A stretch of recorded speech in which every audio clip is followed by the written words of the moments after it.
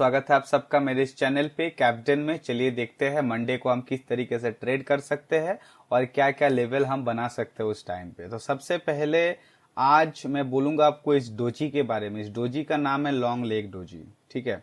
इस डोजी के बारे में थोड़ा ध्यान से आपको समझना है। ये जो डोजी है लॉन्ग लेग डोजी, ये डोजी कब बनता है? जब कोई प्राइस इस जगह पे स्टार्ट होकर ऊपर गया, उसके बाद फिर नीचे आया, उसके बाद फिर से उसी पॉइंट में जाके क्लोज हो गया, जब इस तरह का डोजी का किसी भी तरह का बॉडी नहीं बनता है। दूसरी बात, जैसे इस कैंडल में देखिए बना है एक छोटा सा बॉडी, अगर यही बॉडी यहाँ पे बनता, यहाँ पे भी बना है, तो पहले तो ये 15 मिनट का कैंडल है, चलो ठीक है। लेकिन अगर ये 5 मिनट का कैंडल होता और अगर इस तरीके का डोजी बनता या इस तरीके का डोजी बनता या इस तरीके का डोजी बनता, जहां पे आपका ये बॉडी बहुत पतला है और शेडो जो है बहुत बड़ा है, तो उस जगह पे आपको थोड़ा देर ट्रेड नहीं करना चाहिए, आपको बंद करना चाहिए, थोड़ा वेट करना चाहिए। लेकिन अगर इस तरीके का डोजी अगर रेजिस्टेंस पे बनता है तो मार्केट उसको अपोजिट डायरेक्शन में रन कर सकता है। सपोज मार्केट ऊपर गया है, जाके यहाँ पे एक रेजिस्टेंस पे एक ऐसा डोजी बनाया, रेजिस्टेंस पे बनाएगा कौन सा डोजी? Dragon fly doji. जो डोजी हमें ये बताता है कि मार्केट ऊपर की तरफ जाएगा। लेकिन अगर रेजिस्टेंस पे अगर ये डोजी बने, ड्रैगन फ्लाई डोजी अगर रेजिस्टेंस में बने तो मार्केट को रिवर्स करा सकता है। बिल्कुल उसी तरह अगर ग्रेवस्टोन डोजी अगर सपोर्ट पे बने तो मार्केट को रिवर्स करा के ऊपर लेके जा सकता है।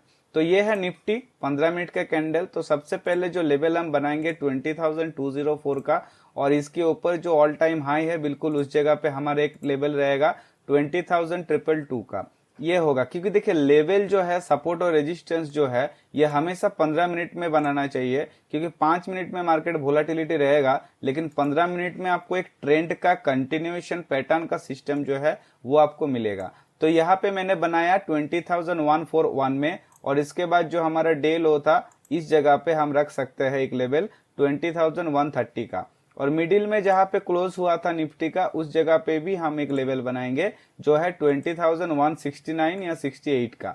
तो ये है निफ्टी का लेवल्स। अब अगर आपको ऑप्शन चेन में मैं दिखाऊं तो आपको समझ में आएगा। ये है निफ्टी और ये है निफ्टी का ऑप्शन चेन जो मैं अभी बताने वाला हूं आपको। ऑप्शन चेन में मैंने आज एक चीज ऑब्जर्व किया है जो आप लोगों के साथ शेयर करूंगा। तो सबसे पहले हम जो है डेल्टा और आईवी को यहाँ पे एक्टिवेट कर लेंगे और ऑप्शन चेन का जो सिस्टम है इसको थोड़ा बड़ा कर लेंगे। अब यहाँ पे हम देख सकते हैं, देखिए पुट साइड में जो पुट राइटर्स है वो इसमें इस ऑप्शन में सबसे ज्यादा है। 20,100 में 74 लैक्स का और 20,000 में 65 लैक्स का। बिल्कुल उसी तरह कॉल साइड में यहाँ पे 72 लैक्स का और यहाँ पे 54 लैक्स का। तो अगर हम ये कैलकुलेशन करें कि कौन सा साइड में ज्यादा हुआ है तो उत्तर मिलेगा कि पुट साइड में ज्यादा हुआ है। लेकिन पुट का डेल्टा उतना सही नहीं है। अगर आप कॉल का देखेंगे तो कॉल का डेल्टा आपको सही दिखेगा। इसी वजह से यहाँ पे एक डिसीजन ये हो सकता है कि जो सेलर है, पुट राइटर्स है, वो ज्यादा है मार्केट में, तो वो क्या चाहते हैं कि मार्केट ऊपर की तरफ जाए। लेकिन बायर्स जो है उन्होंने भी ये लॉट्स खरीद के रखे हैं, वॉल्यूम बढ़ा हुआ है पुट साइड में। तो अगर इसका मतलब है कि पुट साइड में लोगों का ध्यान ज्यादा है, तो अगर बिल्कुल उसी तरह मंडे के दिन अगर मार्केट 20,222 के ऊपर ओपन हो जाता है, गैप अप ओपन हो जाता है, या कहीं तो ये जो बॉडी का अगर हाई है इसको अगर मानेंगे, यानी कि 20,200 को अगर हम मानेंगे, बिल्कुल देखिए यहाँ पे 20,200 ये रहा, 20,200 के ऊपर अगर ओपन होता है तो बहुत सारे जो बायर्स है वो लोग जो है मार्केट से आउट हो जाएगा। लेकिन जो सेलर है वो वहीं पे रहेगा और मार्केट गैप अप होने के वजह से पुट राइटर्स को अच्छा खासा प्रॉफिट मिलेगा। तो पुट राइटर्स उस टाइम पे वहां पे सस्टेन करने का कोशिश करेगा और जो भी सेलर कॉल राइटर में लॉस हो रहा है वो लोग वहां पे सेल कर देगा और फिर से पुट राइटर होके बैठ जाएगा। तो मार्केट अप ट्रेंड में जाने का एक चांसेस है। लेकिन हमें जो देखना है, लेवल भी देखना पड़ेगा। तो अगर ऊपर की तरफ मैं बात करूं तो जो 20,222 के ऊपर अगर सस्टेन होता है तो नेक्स्ट टारगेट हमारा जो रहेगा वो होगा 20,282 का।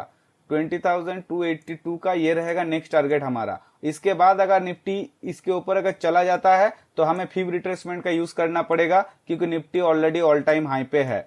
और फीब रिट्रेसमेंट का यूज के बारे में मैंने बहुत सारा वीडियो में बोला है, अगर आप इससे पहले देखे तो ठीक है, नहीं तो एक मार्केट एनालिसिस का वीडियो देख लीजिए, आपको पता चल जाएगा।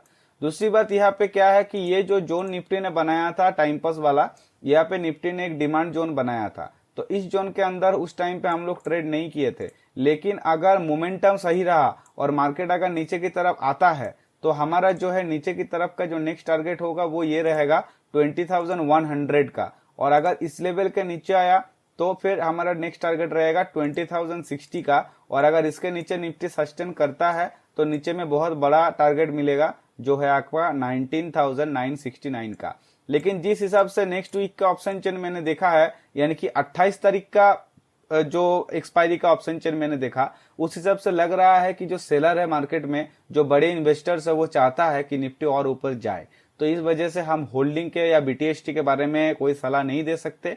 फिलहाल के लिए बस इतना ही है कि निफ्टी में ट्रेड हम बिल्कुल इसी तरीके से कर सकते हैं। बाकी अगर लाइव मार्केट में जब मार्केट चल रहा हो उस टाइम में अगर आपको दिक्कत होता है लेवल्स को लेके, तो आप मेरा टेलीग्राम ग्रुप में ज्वाइन कर सकते हैं जो बिल्कुल फ्री है, और उसका जो डिस्क्रिप्शन में आपको उसका लिंक मिल जाएगा टेलीग्राम का।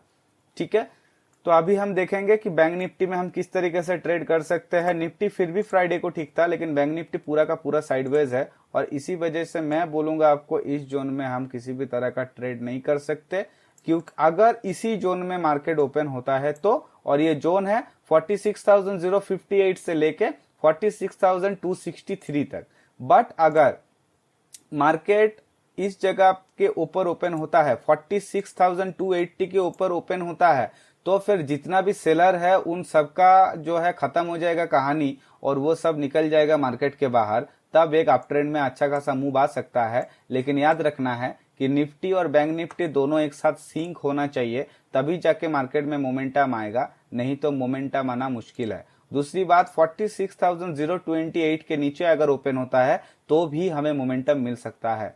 अगर 46,280 के ऊपर बैंक निफ्टी सस्टेन होता है तो इसके बाद जो हमारा नेक्स्ट टारगेट होगा 46,369 का टारगेट एक रहेगा, ये रहा। इसके बाद अगर बैंक निफ्टी जाता है तो हमें 46,560 तक का एक टारगेट हम बना सकते हैं। लेकिन मिडिल में एक 500 का लेवल है जो एक राउंड लेवल भी है, तो इसको हम इग्नोर नहीं कर सकते, और 500 का लेवल अगर पार कर देता है तो बैंक निफ्टी जो है 46,760 तक जा सकता है। और अगर नीचे का मैं बात करूं तो बिल्कुल नीचे में 46,028 तो एक स्ट्रॉन्ग सपोर्ट जोन तो है ही, क्योंकि इस जगह पे आप देख सकते हैं एक बार और दो बार इस जोन से बाइंग हुआ था, और यहाँ पे भी सेलर ने मार्केट को नीचे लेके आ गया था, लेकिन उसके बाद यहाँ पे दो बार स्ट्रॉन्ग बाइंग हुआ है। इसी वजह से इस जोन को हम इग्नोर नहीं कर सकते। ठीक है, तो नीचे की तरफ अगर लेवल का बात करूं तो नीचे में एक लेवल हमारा बनेगा 45,870 का, बट यहाँ पे एक लेवल और भी है, ये है 46,000 का, जो एक बहुत तगड़ा राउंड लेवल है। और इसी वजह से इस जगह पे बैंक निफ्टी जो है टाइम पास कर दिया था, साइडवेज चला गया था, तो इस जोन को भी हमें ध्यान में रखना है। और अगर 45,870 के नीचे बैंक निफ्टी चला जाता है तो इसके नीचे का टारगेट रहेगा, पहले तो रहेगा ये टारगेट 45,618, और इसके नीचे जाता है तो टारगेट रहेगा ये आपका 45,304। तो देखिए बात ऐसा है कि मार्केट जब ऑल टाइम हाई पे टच करता है, या बैंक निफ्टी कोई राउंड लेवल पे टच करता है 1000 पॉइंट वाला, 45 हो या 46 हो या 44 हो, तो उस जगह से एक बार में आपको ऊपर में तान के लेके नहीं जाएगा। वो पहले रिजेक्शन करेगा, नीचे आएगा, सस्टेन होगा, थोड़ा सपोर्ट बनाएगा, उसके बाद ऊपर जाएगा।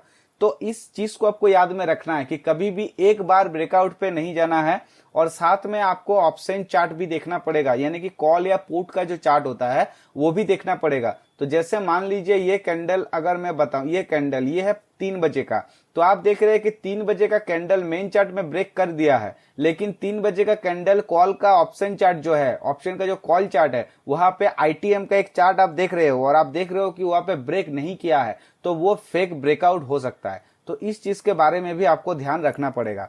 बाकी ऑप्शन चेन जो मैंने आपको दिखाया वो भी आपको थोड़ा देखना है। ऑप्शन चेन से आपको बहुत सारा सिचुएशन जो है पता चलेगा, कहाँ पे सेलर है, कहाँ पे बायर है। जिस हिसाब से वाई दिखने को मिल रहा है 21 सितंबर के एक्सपायरी के हिसाब से पुट राइटिंग ज्यादा है। और अगर हम 28 तारीख के बारे में देखेंगे, 28 सितंबर के एक्सपायरी के हिसाब से देखेंगे, तो भी हमें पुट राइटिंग ज्यादा दिख रहा है, यानी कि अगले 2 हफ्ते में हो सकता है निफ्टी फिर से एक ऑल टाइम हाई बना दे। अभी निफ्टी का जो ऑल टाइम हाई है वो आप मान सकते हैं 20,221 है, और अगर इंडेक्स के हिसाब से जो 3:30 बजे के बाद राउंड अप होता है मार्केट, उस हिसाब से अगर देखें तो आपको यहाँ पे दूसरा दिखेगा निफ्टी का ऑल टाइम हाई। लेकिन जो भी हो, मुझे लगता है और जिस हिसाब से ऑप्शन चेन में सेलर्स दिख रहा है, वो आपका जो है ऑल टाइम के हिसाब से एक नया हाई बना सकता है। ठीक है, तो इसी हिसाब से जो हम ट्रेड करेंगे। अगर आपको वीडियो अच्छा लग रहा है, कंटेंट अच्छा लग रहा है तो लाइक कीजिए। और ये मेरा इंस्टाग्राम आईडी है captain_official, आप इसको फॉलो कर सकते हैं। यहाँ पे मैं थोड़ा बहुत वीडियोस वगैरह देता रहता हूँ। अगर कोई क्वेश्चन है तो कमेंट करके बताइए। इंस्टाग्राम में आप मैसेज भी कर सकते हैं मुझे। ठीक है, तो आशा करता हूं कल का ट्रेड आप लोगों का अच्छा हो, यानी कि मंडे का। वैसे वीकेंड एंजॉय कीजिए, बट थोड़ा पढ़ाई लिखाई भी कीजिए आप स्टॉक मार्केट के बारे में। बुक्स खरीदिए, कैंडल स्टिक को पढ़िए, सपोर्ट रेजिस्टेंस को पढ़िए। बहुत सारा ऐसा बुक्स है जिसके बारे में मैंने वीडियो बनाया है, तो जाके डिस्क्रिप्शन में लिंक है, उस वीडियो को पहले देख लीजिए। हाउ टू स्टार्ट ट्रेडिंग और ऑप्शन चेन एनालिसिस, इन दोनों का वीडियो आपको देखना चाहिए। और अगर उसके बाद कोई क्वेश्चन है तो कमेंट करके जरूर पूछ लीजिएगा, जितना हो सके मुझसे मैं जरूर करूंगा।